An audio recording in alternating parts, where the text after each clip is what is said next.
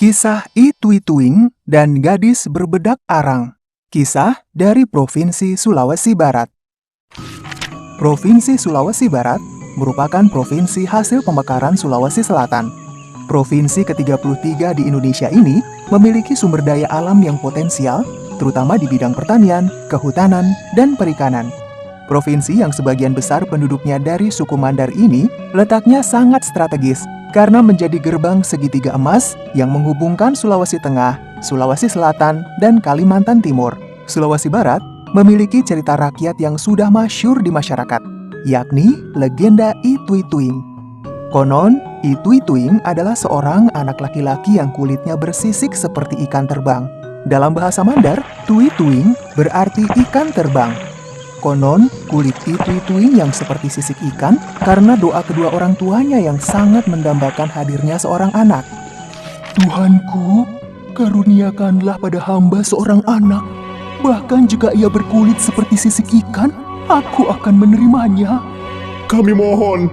Berkat doa-doa yang selalu dipanjatkan, mereka akhirnya dikaruniai anak, meskipun ia menyerupai ikan terbang. Meski demikian, mereka menerima dengan hati lapang. Ini memang permintaan kita, Bu. Kita tidak boleh bersedih. Kita harus menerima dan merawat anak ini dengan baik. Baiklah, aku akan menyayanginya sepenuh hati. Bertahun-tahun kemudian, Itui-Tuing tumbuh dewasa. Orang tuanya sangat menyayanginya. Segala permintaan Itui-Tuing selalu dipenuhi. Meski demikian, Itui-Tuing bukanlah anak yang manja. Suatu hari, Itui-Tuing mengutarakan keinginannya untuk menikah. Ayah, Ibu, sekarang aku sudah dewasa. Usiaku sudah cukup untuk berumah tangga. Maukah ayah dan ibu mencarikan istri untukku?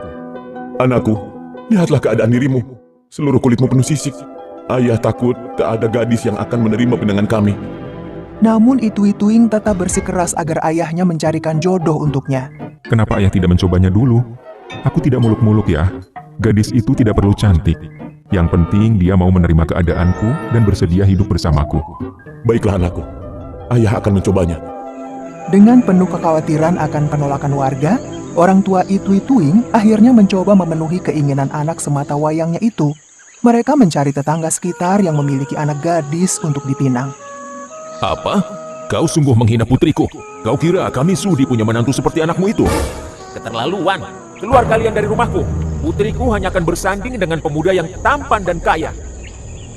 Seharian itu, orang tua Itui-Tuing mendatangi setiap rumah yang memiliki anak gadis. Namun hanya hinaan dan cercaan yang mereka terima. Dengan putus asa, mereka pun pulang ke rumah. Maafkan kami, nak. Kami sudah berusaha.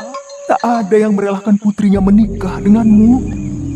Ayah, ibu, apakah kalian sudah mendatangi semua anak gadis di desa ini? Belum, nak. Kami sudah lelah mendengar hinaan-hinaan mereka. Memang ada satu rumah yang belum kami datangi, yaitu ketua kampung. Ayah rasa percuma saja, karena mereka juga pasti akan menghina ayah. Namun, Itui-Tuing tetap meminta orang tuanya agar mendatangi rumah ketua kampung. Mereka punya 6 putri. Aku yakin salah satu di antara mereka mau menikah denganku. Tak mungkin, nak. Tapi baiklah, kami akan mencoba. Keesokan harinya, Itui-Tuing dan kedua orang tuanya bertamu ke rumah ketua kampung. Ketua kampung memiliki 6 anak gadis yang cantik-cantik, namun sombong dan berperangai buruk. Hanya anak bungsunya bernama Siti Rukiah yang baik hatinya. Aku cantik sekali. Pasti banyak pemuda tampan yang akan meminangku. Lihat, aku yang paling cantik. Aku yakin suatu hari ada pangeran tampan yang akan meminangku.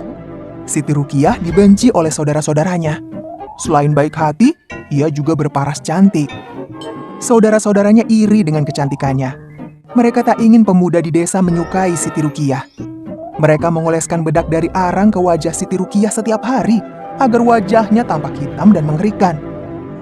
Dengan diliputi perasaan cemas ditolak lagi, kedua orang tua Itui-Tuing akhirnya sampai di rumah ketua kampung. Bagaimana ini? Kita pasti ditolak. Tapi anak kita memaksa, Bu. Biarlah kita coba dulu. Kedatangan saya kemari karena ingin melamar salah satu putri juragan untuk dinikahkan dengan anak saya. Apakah ada yang bersedia menikah dengan anak saya? Apa? Sadarkah kalian? Anakku cantik dan anakmu jelek. Mana mungkin mereka bersanding? Ih, Pemuda itu mimpi ya? Mana ada yang mau menikah dengan pemuda bersisik? Jika tak ada yang mau menerima lamarannya, aku bersedia. Apakah kau yakin, anakku? Aku yakin sekali, Ayah. Kedua orang tua Itu-Ituing bahagia mendengar kesediaan Siti Rukiah. Demikian juga dengan kelima saudara Siti Rukiah. Namun, mereka senang lantaran Siti Rukiah menikah dengan pria bersisik yang miskin. Tidak lama kemudian, pesta pernikahan pun digelar.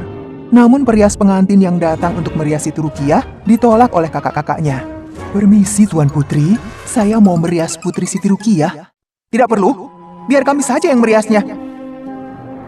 Mereka bersikeras akan merias Siti Rukiah sendiri dengan cara mereka sendiri agar Siti Rukiah terlihat jelek dengan bedak arang.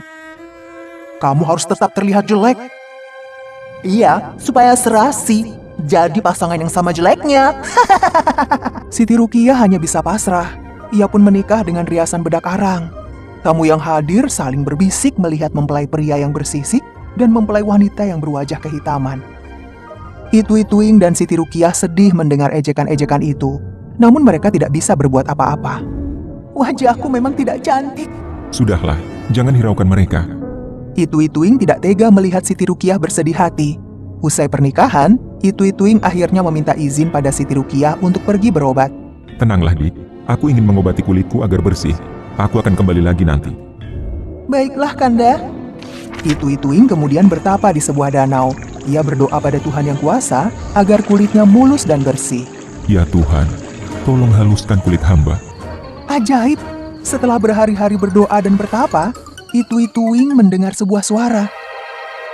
Hai anak muda, mandilah di danau ini, maka kulitmu akan menjadi halus.